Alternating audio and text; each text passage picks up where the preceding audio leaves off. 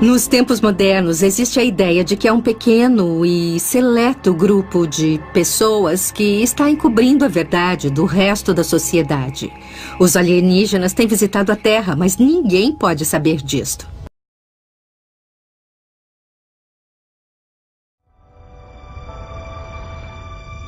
Vaticano, 12 de maio de 1003, depois de Cristo.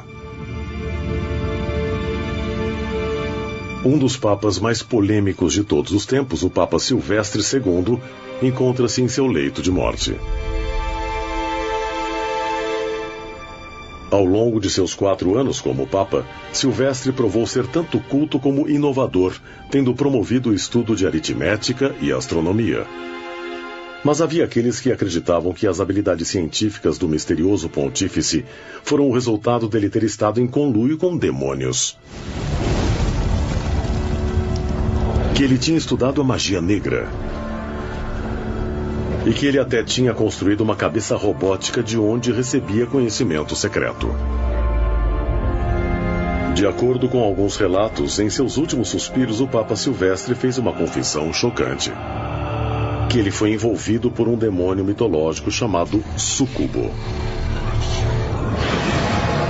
Íncubos e súcubos aparecem com muita frequência nas mitologias antigas até chegarmos ao período medieval. Isso não é um caso isolado. Era uma característica comum da vida naquela época. Nas histórias antigas, o súcubo é um ser demoníaco que assume a forma de uma mulher e seduz os homens humanos. Esse demônio também é capaz de mudar de sexo e tornar-se um íncubo, usando o sêmen retirado de homens para engravidar mulheres mortais. Dizem que íncubos e súcubos aparecem para as pessoas durante a noite. Como se elas estivessem em um pesadelo com paralisia de sono. Elas acordam de um sono profundo e têm plena consciência do que está acontecendo, porém não conseguem se mexer. E essa presença tem uma intenção sexual porque ela tenta um estupro. Histórias de íncubos e súcubos, demônios que aparecem à noite para fazer sexo com pessoas em seus quartos.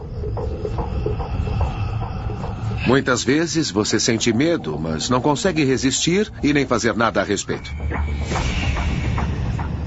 A forma clássica da teoria do íncubo foi feita por São Tomás de Aquino.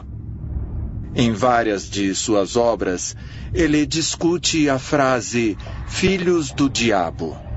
Para que um filho do diabo possa nascer, ele tem que, de alguma forma, roubar um sêmen saudável de um homem e injetá-lo em uma mulher. Claramente há entidades por aí que têm o propósito, aparentemente, de fazer sexo com seres humanos para seus próprios fins. Seriam esses predadores sexuais apenas um mito antigo? Ou as lendas poderiam ser baseadas em documentação histórica?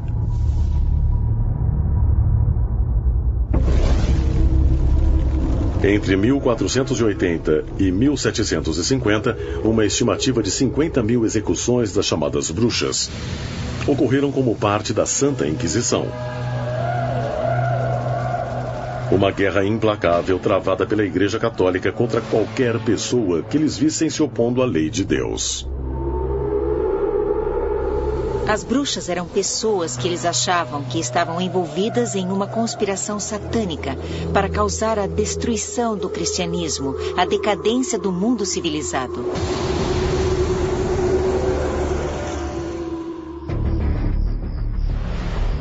De acordo com o Maleus Maleficarum, ou o Martelo das Bruxas, a bruxaria começou quando as mulheres pararam de resistir às investidas dos demônios.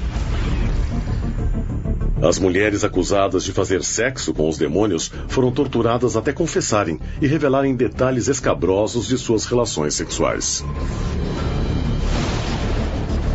Se a pessoa fazia sexo com o demônio, se entregava sua alma para o diabo, então ela seria forçada, mesmo contra sua vontade, a matar o gado, a matar e comer bebês, destruir gestações, deixar os homens impotentes e por aí vai. Muitos desses relatos do período medieval têm semelhanças com uma abdução alienígena de hoje. As pessoas relatam o mesmo tipo de sensação de ter tido algum tipo de encontro sexual. Será que as confissões ouvidas durante a Inquisição e os encontros com os mitológicos Íncubo e Súcubo poderiam estar de fato descrevendo relações sexuais com extraterrestres? Dizem que isso não só acontecia no período medieval, mas que ainda hoje acontece.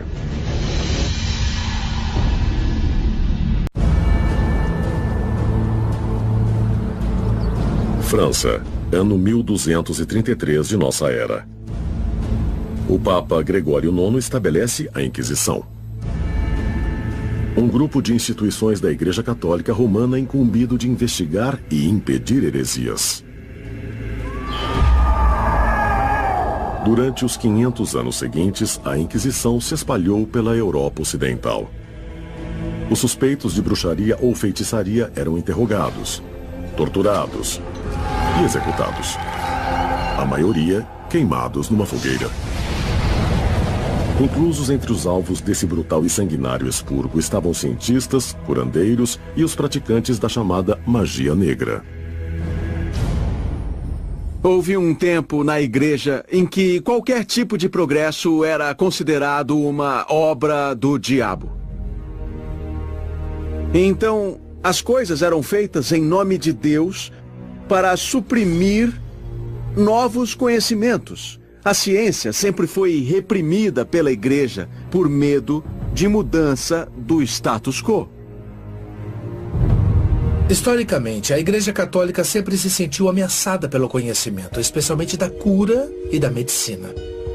Um exemplo foi a invenção dos óculos.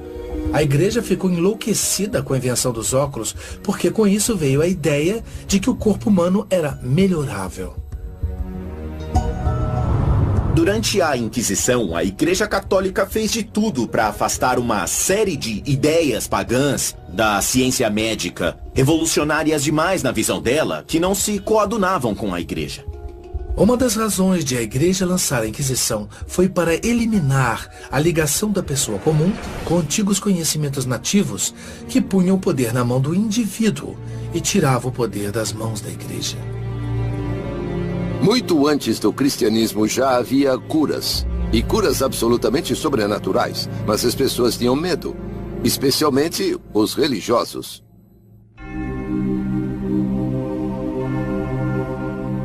Teria sido o ataque da Igreja Católica ao conhecimento científico uma tentativa deliberada de apagar qualquer ligação da humanidade com visitantes de outro mundo? Visitantes cuja simples existência teria questionado o ensinamento fortemente enraizado de que a vida na Terra é a única que há no universo? E terá sido a Inquisição bem-sucedida em destruir séculos de avanço científico e conhecimento médico? Conhecimento que só agora recomeçamos a recuperar? Talvez outras pistas possam ser achadas pelo estudo de um procedimento médico que sobreviveu à Inquisição. Um procedimento praticado há milhares de anos.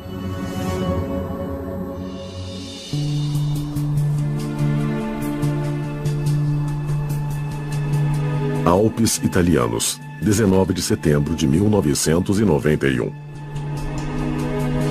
Aqui, no alto de uma encosta nevada, perto da fronteira austríaca, 2 andarilhos descobriram o corpo mumificado de um homem.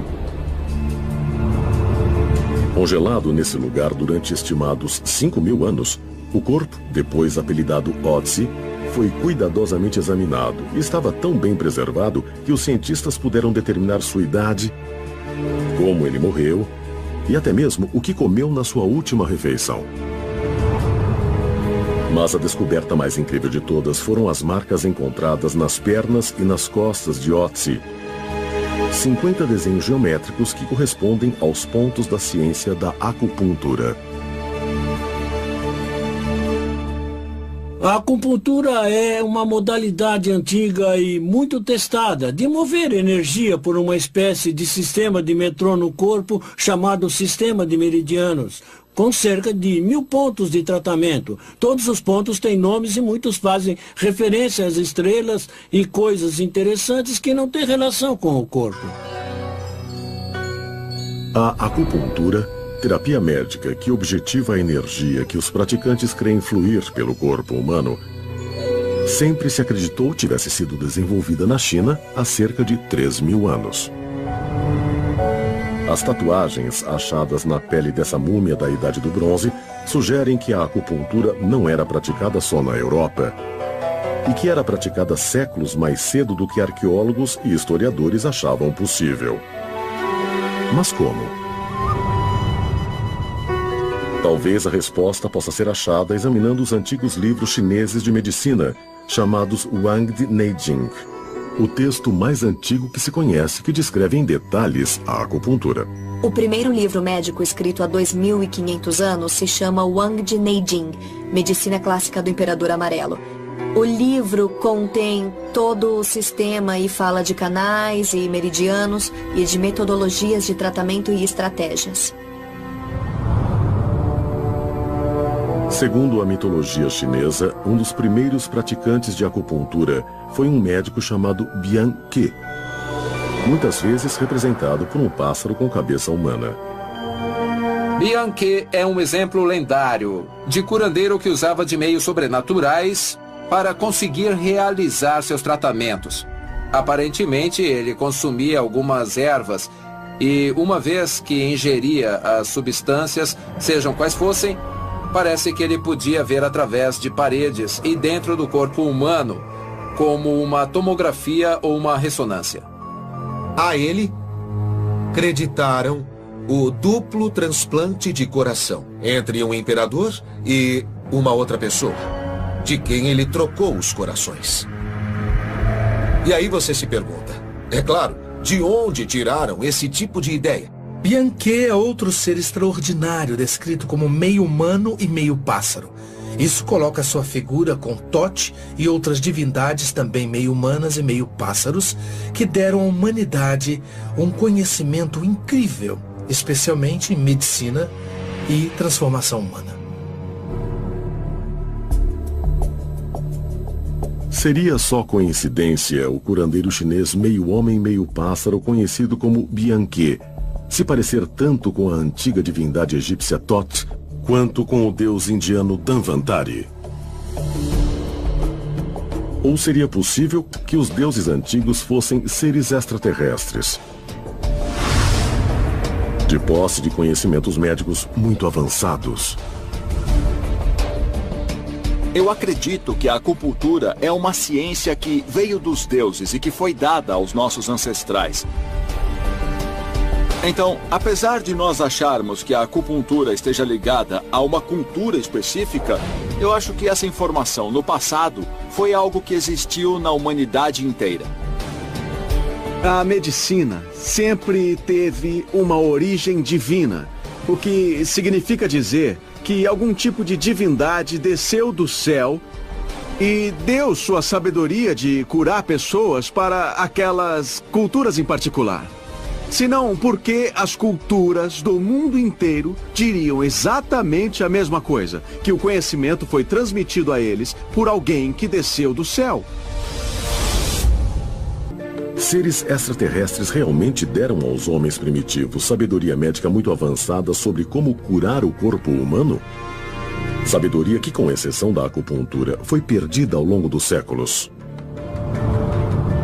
Talvez a prova possa ser achada não em inscrições nas paredes de um túmulo ou nas palavras de antigos documentos, mas em um lugar mais improvável: nas células do corpo humano.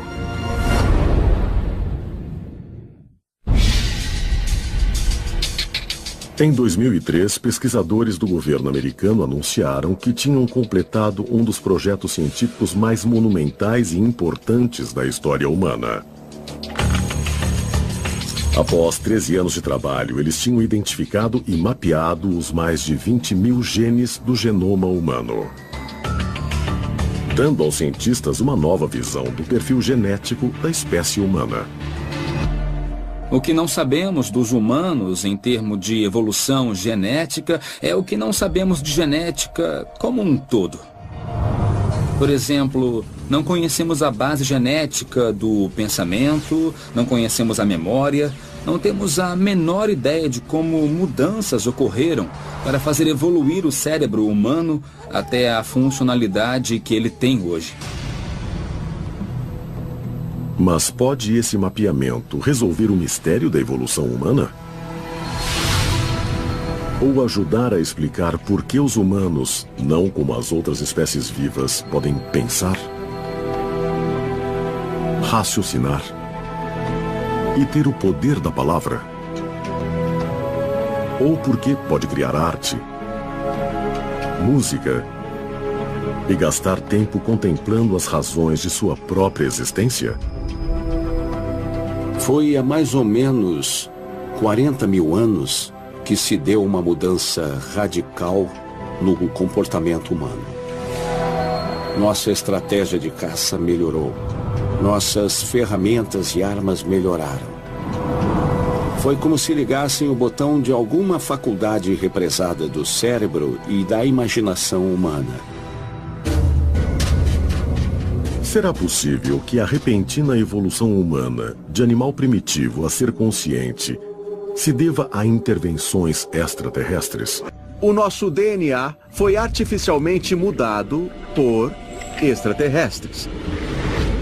E podemos ver que foi exatamente o que aconteceu, porque, de repente, demos um gigantesco salto intelectual e, de repente, nos tornamos Homo sapiens sapiens. Foi nessa época que a primeira engenharia genética extraterrestre aconteceu. E, de certa forma, foi o primeiro passo na criação do ser humano moderno, como o conhecemos. Teriam extraterrestres alterado deliberadamente o DNA do Homo sapiens? E se for assim, também deram ao homem o conhecimento de como manter seu corpo e se curar? Conhecimento que só estamos redescobrindo agora. Tem uma forte predominância no mundo inteiro da procedência divina na prática da medicina, de que os deuses quiseram nos ajudar a viver felizes por mais tempo e melhor, e que trouxeram sua melhor tecnologia e seus melhores ensinamentos para tornar as curas possíveis. Há algum cirurgião por aí que acorda um dia dizendo que vai fazer uma operação? É claro que não. Todo cirurgião teve de receber um longo e sofisticado treinamento e muita instrução. Sabemos que nossos ancestrais nos disseram que a sabedoria médica foi dada a eles por ninguém mais, ninguém menos do que os próprios deuses. São conhecimentos e informações que excedem as capacidades humanas. E isso simplesmente faz parte de uma rede maior, uma rede de curadores divinos que permitem que essas capacidades sejam usadas para cirurgias, para diagnósticos e para propósitos de cura. Os curadores ficam entre nós e os deuses e são capazes de aplicar a informação divina quando se trata de medicina para propósitos muito nobres no planeta Terra. Terão os antigos alienígenas alterado nosso DNA para nos tornar melhores, mais inteligentes e talvez mais como eles? Vamos ficar finalmente cara a cara com nossos ancestrais celestes. Relatos atuais de encontros sexuais com alienígenas nos levam a 1957, quando um fazendeiro brasileiro alegou que foi levado a bordo de uma nave e que foi coagido a ter relações sexuais com uma mulher loira, de aparência estranha, com olhos grandes. Um dos mais famosos e mais recentes relatos modernos de abdução extraterrestre é o caso de 1957 de Antônio Vilas Boas, no Brasil.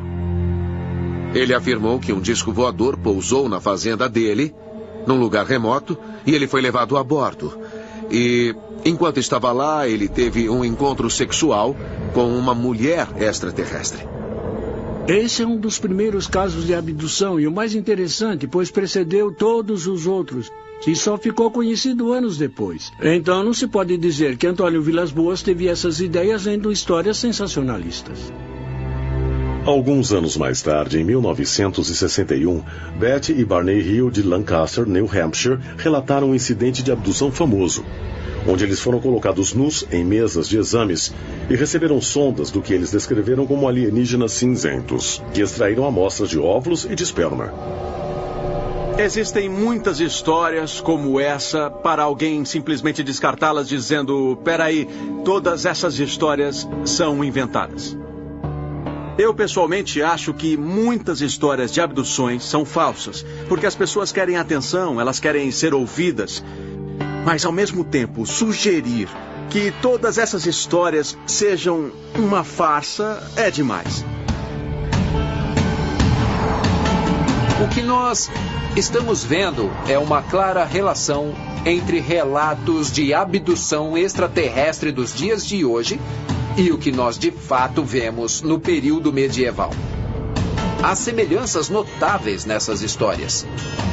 E os produtos dessa união sexual parecem ser usados para um programa de cruzamento genético. Seriam esses incidentes, junto com as histórias dos íncubos e súcubos do período medieval, de fato encontros com seres extraterrestres? Se for verdade, seriam apenas os atos de alienígenas sem princípios, similares às histórias antigas dos anjos caídos? Ou isso pode ser parte de algum plano maior? Talvez a resposta possa ser encontrada nas histórias de bebês em gestação que desaparecem misteriosamente do ventre.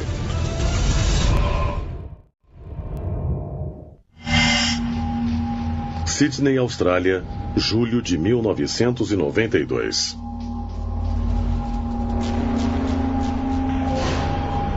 Peter Curry acorda e se percebe paralisado e incapaz de falar, mas plenamente consciente. Ele sente um peso pressionando e conforme seus olhos se ajustam à escuridão, ele percebe uma mulher com características muito estranhas em cima de seu corpo. Foi o maior choque da minha vida, porque bem em cima de mim havia uma mulher loira. Ela tinha uma cor branca leitosa. Seus olhos eram provavelmente 2, 3 vezes maiores do que os olhos humanos. Ela tinha maçãs do rosto salientes e um rosto estreito que acabava em um queixo pontudo. E do outro lado da cama, na ponta da cama, havia outra mulher.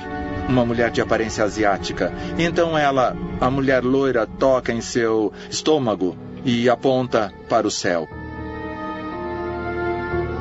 As visitantes então desaparecem, mas não sem deixar para trás uma prova de que elas estiveram lá.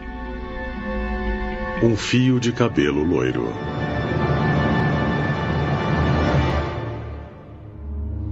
Curry levou essa prova para um laboratório de genealogia independente, onde o bioquímico Urs Drill submeteu o cabelo à análise de DNA. Os resultados não foram o que ele esperava. Foi muito incomum porque o cabelo da maioria das pessoas é loiro, castanho ou preto. E esse era oticamente claro como uma linha de pesca de nylon. Não há ninguém na Terra que tenha o cabelo oticamente claro. Normalmente um fio de cabelo humano tem somente um tipo de DNA. Em uma parte do DNA do cabelo temos uma linhagem chinesa muito rara, cerca de 0,1% de etnia chinesa. E depois na outra parte nós temos uma linhagem celta de olhos azuis e pele clara. Isso mostra autenticamente que é um DNA incomum que é bastante raro, que Peter não podia ter achado no quarto ou na rua. A amostra de cabelo de Peter Curry rendeu resultados de DNA muito incomuns que simplesmente não são fáceis de explicar com sequências de DNA normais e convencionais humanas. Não podemos de fato ficar descartando tudo como uma espécie de fantasia da mente ou fantasia sexual. E apesar disso não provar com certeza que foi uma alienígena, porque só temos uma amostra de cabelo, isso no mínimo prova que estamos lidando com algo bastante incomum. Quando vemos a prova do DNA de um cabelo, que não corresponde com o que seria esperado, um antigo DNA gaulês misturado com um DNA chinês e cabelo loiro, as linhas da história não combinam, a menos que comecemos a pensar na ideia de abdução. E cruzamento genético acontecendo há milhares de anos, voltando para o início da nossa história.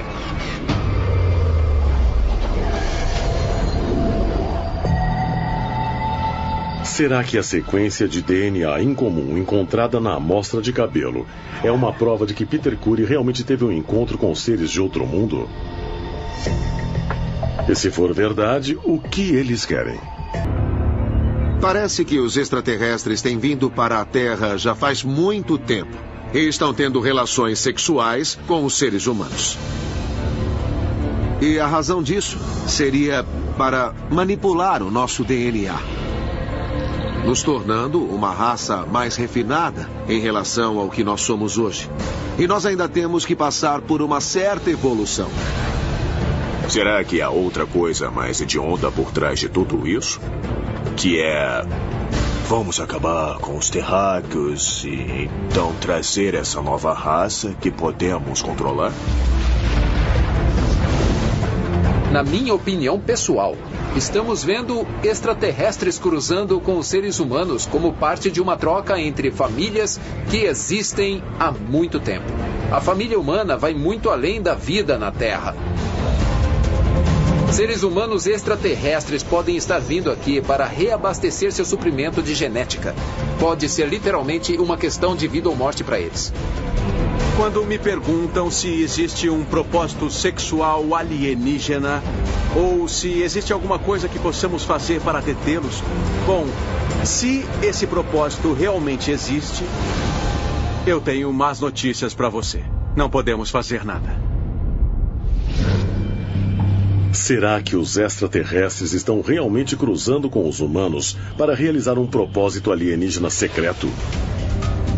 Será que eles estão melhorando nossa composição genética? Ou eles estão fazendo experiências com o nosso DNA para um dia nos substituírem por uma raça humana superior? Talvez um dia a gente descubra que uma invasão alienígena vem ocorrendo na Terra há milhares de anos. Uma que está ocorrendo dentro de nossos próprios corpos.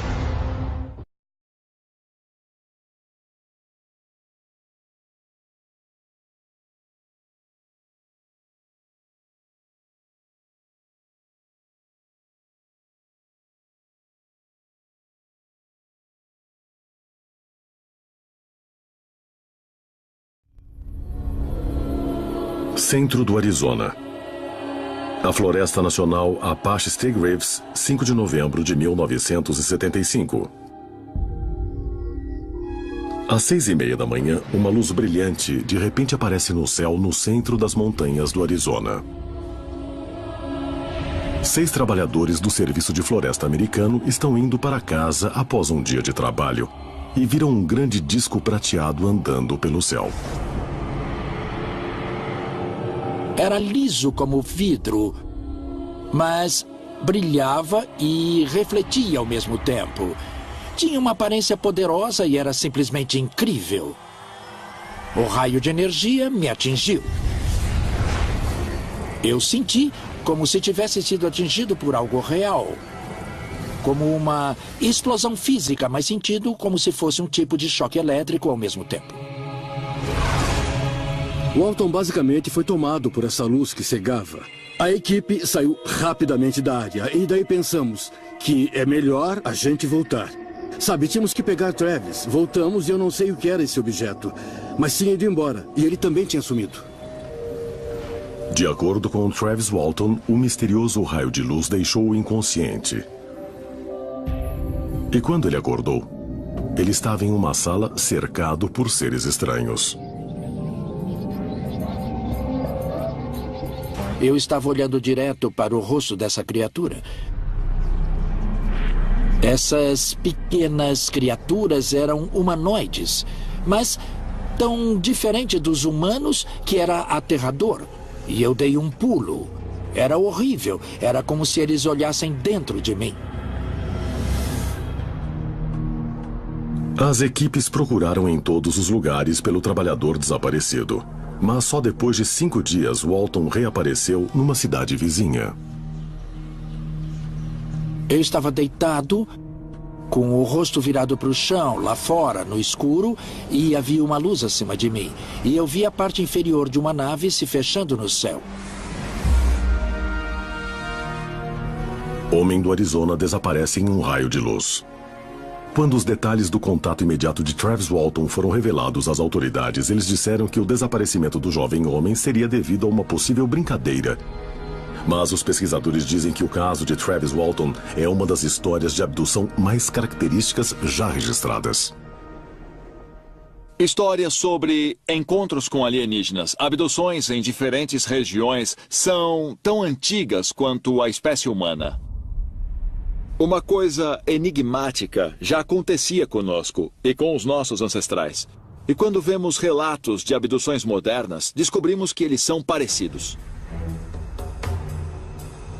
Washington, D.C., dezembro de 1969. O governo dos Estados Unidos encerra abruptamente o projeto Blue Book, uma investigação da Força Aérea sobre a visão de OVNIs e contatos com extraterrestres. Embora mais de 12 mil relatos tivessem sido investigados, no espaço de 20 anos, o governo concluiu publicamente que a maioria dos casos foi confundida com fenômenos naturais. Mas dentro da organização, o astrônomo J. Allen Hynek, do projeto Blue Book, tinha criado um sistema de classificação de dados que ele acreditava fornecer evidências científicas sobre encontros alienígenas. 19 de setembro de 1961. De acordo com notícias, Betty e Barney Hill estavam dirigindo por New Hampshire tarde da noite quando um grande disco voador rapidamente se aproximou e ficou pairando acima de seu carro. O casal viu silhuetas estranhas através das janelas da nave. E misteriosamente, os dois reportaram perda de memória das 2 horas imediatamente seguintes ao encontro. Ninguém sabe até hoje o que a Betty e o Barney Hill viram. Mas os detalhes desse caso lembram várias outras versões de abdução por extraterrestres. Eu falo abdução por ETs por causa de alguns dados relatados, como perder a noção do tempo, ver seres que saíram de uma nave e ter interagido com eles, sabendo que não eram humanos. Depois, em sessões de hipnose, eles lembraram que foram tirados do carro e levados a bordo da nave. Foi uma abdução legítima. E a Betty implorou para os seres que a levaram que não a machucassem quando a deitaram numa mesa e fizeram experimentos nela. Chegaram a inserir uma agulha na barriga dela. O Barney contou que retiraram amostras da sua pele e até colheram seu esperma.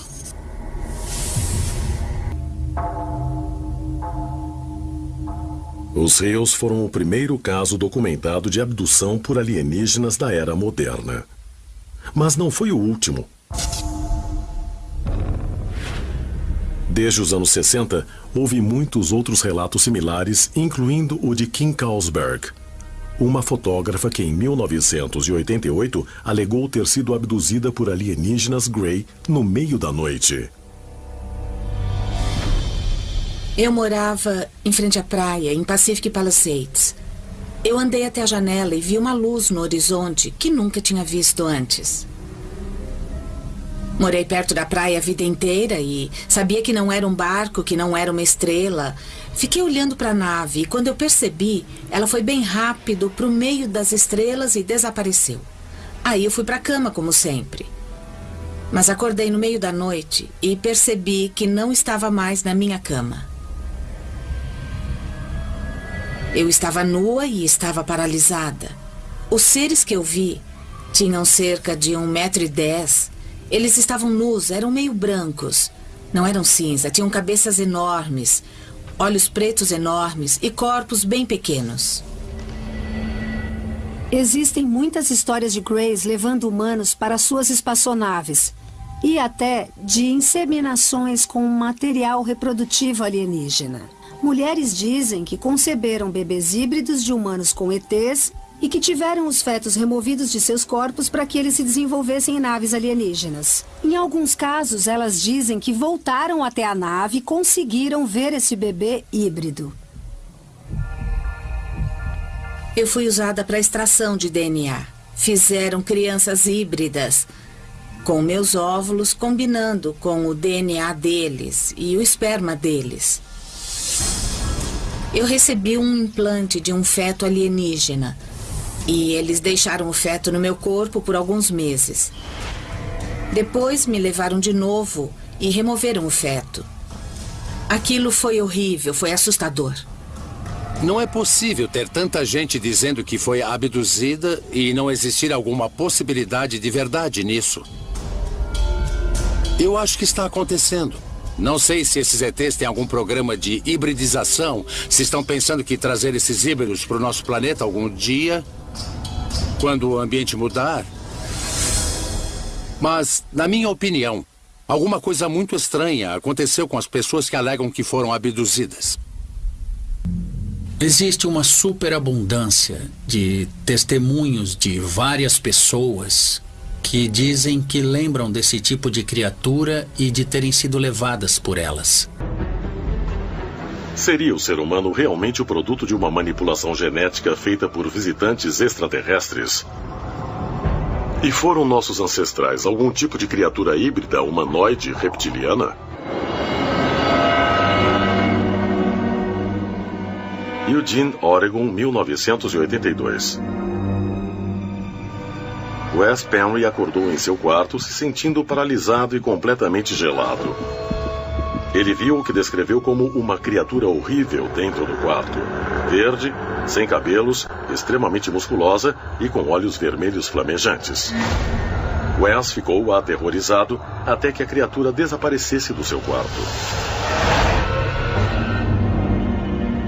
No começo dos anos 80, eu reparei que houve relatos que surgiam de pessoas que alegavam ter tido contato não apenas com seres baixinhos e cinzentos ou com loiros nórdicos dos anos 50. Esses seres eram bem diferentes. Esses eram seres humanoides reptilianos, ou seja, seres humanoides que tinham a fisiologia de réptil em sua aparência externa. E eles começaram a aparecer em algumas sombras, em alguns dos casos mais confiáveis que eu estava investigando.